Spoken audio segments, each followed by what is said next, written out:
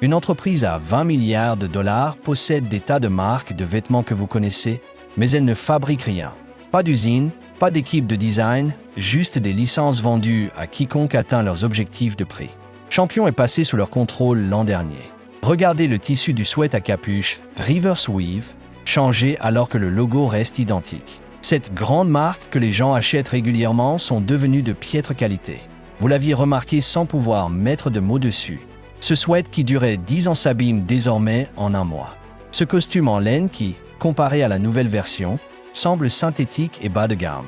La garantie produit, autrefois acquise, a discrètement disparu. Ce n'est pas que vous êtes devenu plus exigeant. Une société a vendu le nom de la marque et a laissé les capacités de production à l'abandon. D'abord, Champion. En 2024, Champion a été vendu pour environ 1,2 milliard de dollars à Authentic Brands Group, une vente finalisée en septembre. Les ventes avaient déjà chuté de 23% avant cela. Authentic Brands Group fonctionne différemment des fabricants traditionnels. Cette entreprise contrôle la propriété intellectuelle, c'est-à-dire les noms, les logos, les marques déposées et les lois des fabricants indépendants qui produisent des biens réels.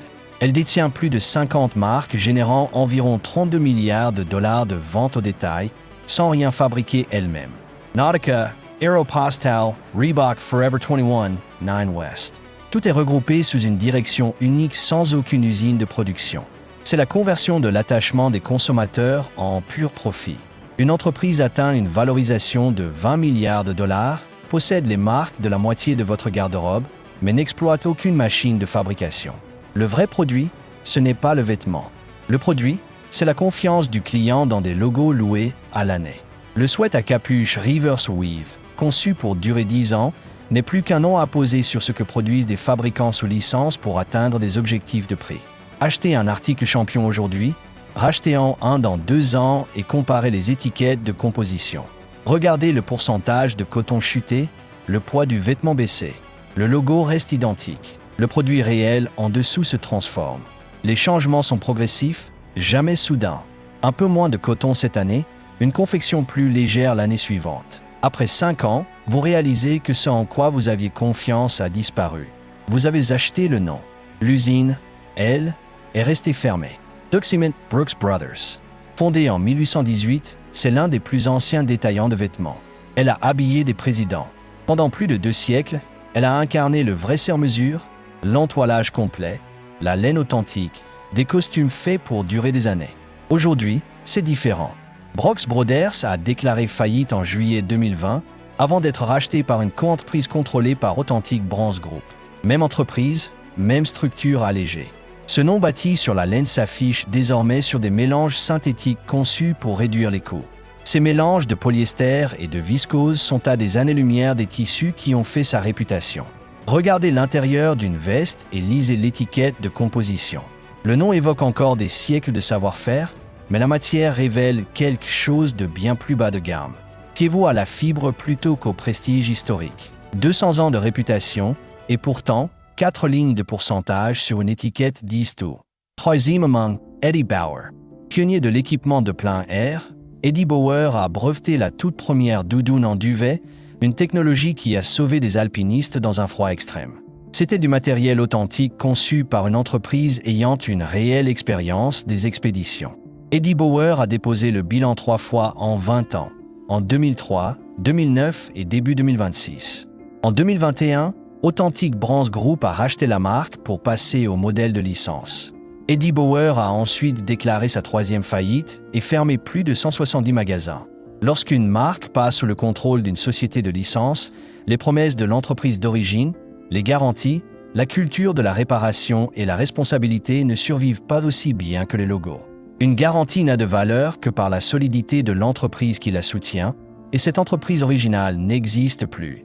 Les opérations actuelles se résument à des catalogues de produits génériques, des chaussures, des articles sans grand rapport avec l'héritage montagnard qui a bâti sa renommée.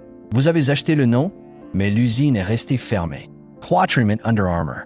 Under Armour n'appartient pas à Authentic Brands Group. Elle reste indépendante. Pourquoi l'inclure? Parce qu'elle illustre l'autre chemin menant au même résultat, l'autodégradation. Under Armour s'est forgé une réputation de performance haut de gamme, puis s'est érodé de l'intérieur. Le chiffre d'affaires décline depuis des années, chutant d'environ 3% en 2024 pour atteindre 5,7 milliards de dollars, avec des prévisions encore plus basses. Pendant des années, la marque a inondé les circuits de déstockage. Quand vos produits remplissent constamment les bacs de solde, votre statut premium meurt. Les clients ne croient plus au prix fort. Routes différentes, mais même produits médiocres à l'arrivée. Que les entreprises recyclent des noms ou se diluent elles-mêmes, le résultat est identique. 5 Women Shine. Shane n'est pas une marque historique reconvertie. Elle représente le point final pur vers lequel tendent toutes les courses au prix bas. Les vêtements Shane sont massivement synthétiques. Des tests indépendants révèlent constamment que 60 à 80% des fibres, voire plus, sont du polyester issu du pétrole.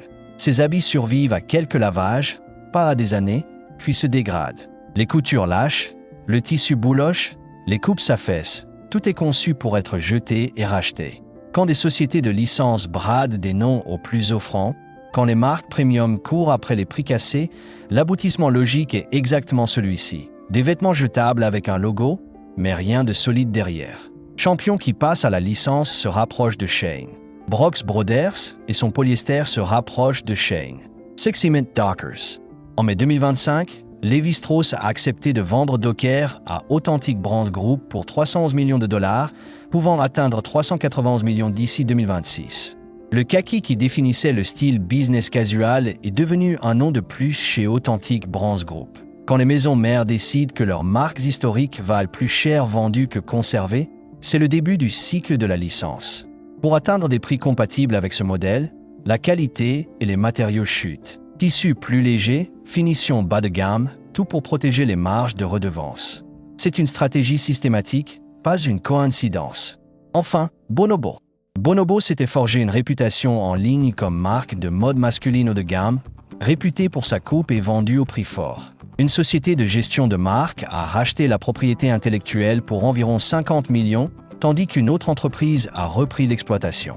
Le nom a été licencié ailleurs. Une marque valant des centaines de millions est devenue un simple nom sous licence, une propriété intellectuelle détenue par des firmes qui ne fabriquent rien.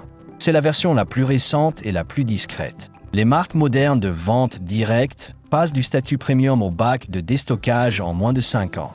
Les marques historiques ont mis des siècles à se vider de leur substance. Les marques premium de vente directe se vident en 5 ans car elles n'ont jamais rien contenu d'autre qu'une réputation. Voici la défense qui fonctionne. La valeur d'un nom est égale à ce que les entreprises placent encore derrière, et c'est souvent rien. Retournez le vêtement.